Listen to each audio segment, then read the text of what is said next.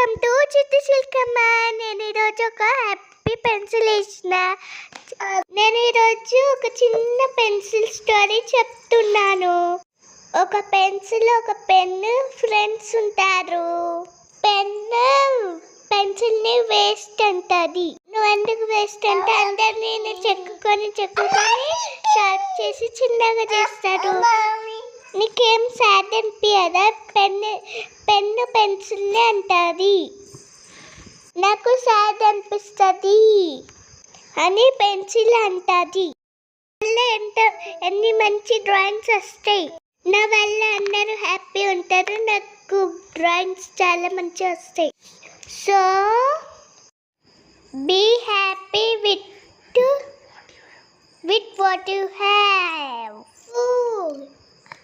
Tata, bye bye. Tata.